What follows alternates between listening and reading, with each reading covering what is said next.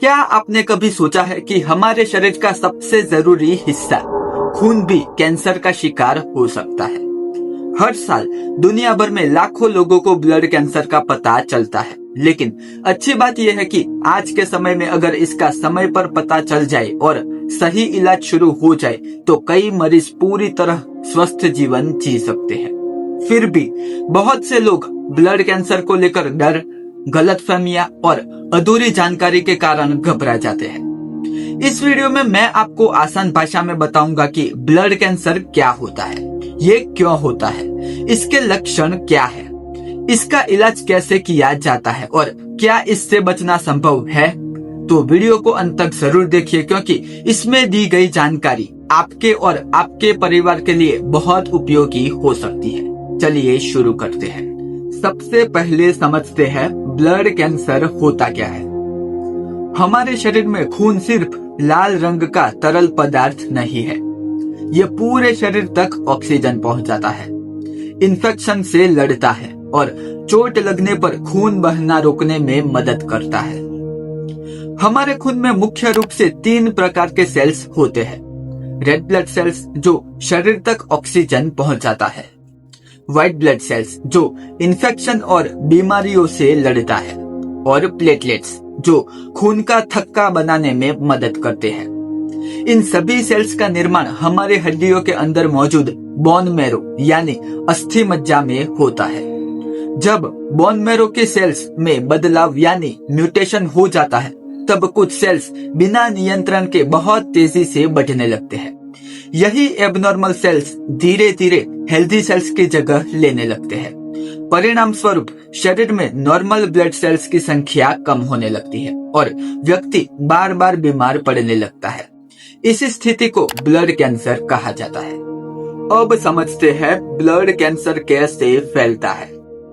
कई लोगों का मानना है कि ब्लड कैंसर शरीर के एक हिस्से से दूसरे हिस्से में फैलता है, जैसे कुछ अन्य कैंसर फैलते हैं। लेकिन ब्लड कैंसर का थोड़ा अलग होता है, क्योंकि ये सीधे खून बनाने वाले सेल्स से शुरू होता है।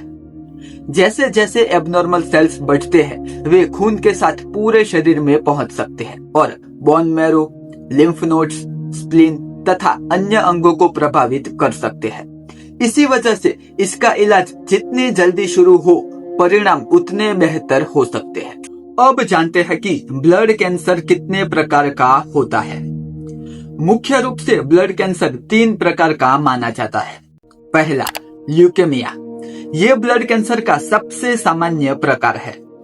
इसमें बोन मैरो बहुत अधिक मात्रा में एबनॉर्मल व्हाइट ब्लड सेल्स बनाना शुरू कर देता है। ये सेल्स नॉर्मल सेल्स को बनने नहीं देते। इसके कारण शरीर में कमजोरी, बार बार इन्फेक्शन, बुखार, खून की कमी और आसानी से खून बहने जैसी प्रॉब्लम होने लगती है। ल्यूकेमिया बच्चों और बड़ों दोनों में हो सकता है।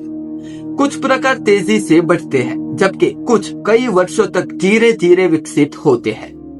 दूसरा, लिम्फोमा। हमारे शरीर में एक विशेष डिफेंस सिस्टम होती है, जिसे लिम्फेटिक सिस्टम कहा जाता है। ये शरीर को इन्फेक्शन से बचाने का काम करती है। जब इसी सिस्टम के सेल्स कैंसर ग्रस्त हो जाते हैं तो उसे लिम्फोमा कहा जाता है। इसमें अक्सर गर्दन, बगल या जांघ के आसपास मौजूद लिम्फ नोड में सूजन दिखाई देती है। कुछ मरीजों को लगातार बुखार, रात में बहुत अधिक पसीना आना और बिना कारण वजन कम होना भी महसूस होता है।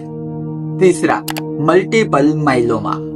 ये ब्लड कैंसर प्लाज्मा सेल्स में होता है। ये सेल्स शरीर की रोग प्रतिकारक क्षमता का महत्वपूर्ण हिस्सा होती है। जब इनमें कैंसर विकसित होता है तो शरीर की इन्फेक्शन से लड़ने की क्षमता कम हो जाती है। इसके अलावा हड्डियों में दर्द, बार बार फ्रैक्चर होना, किडनी की समस्या और कमजोरी जैसे लक्षण दिखाई दे सकते हैं। क्या ब्लड कैंसर सिर्फ बुजुर्गों को होता है? ये भी एक बहुत बड़ी गलतफहमी है। सच्चाई ये है कि ब्लड कैंसर किसी भी उम्र में हो सकता है। कुछ प्रकार बच्चों में अधिक पाए जाते हैं, जबकि कुछ वयस्कों और बुजुर्गों में अधिक देखने को मिलते हैं। इसीलिए उम्र चाहे जो भी हो, यदि लंबे समय तक असामान्य लक्षण बने रहे तो डॉक्टर से जांच कराना बहुत जरूरी है। अब तक आपने जाना कि ब्लड कैंसर क्या होता है, ये कैसे विकसित होता है और इसके मुख्य प्रकार कौन कौन से हैं। अगले पार्ट में हम विस्तार से जानेंगे कि ब्लड कैंसर होने के कारण क्या है, किन लोगों में इसका खतरा अधिक होता है और कौन कौन से शुरुआती लक्षणों को कभी भी नजरअंदाज नहीं करना चाहिए। अगर आपको ये जानकारी उपयोगी लगी हो तो वीडियो को लाइक करें, अपने दोस्तों और परिवार के साथ शेयर करें और हमारे चैनल को सब्सक्राइब करना ना भूलें। मिलते हैं अगले पार्ट में।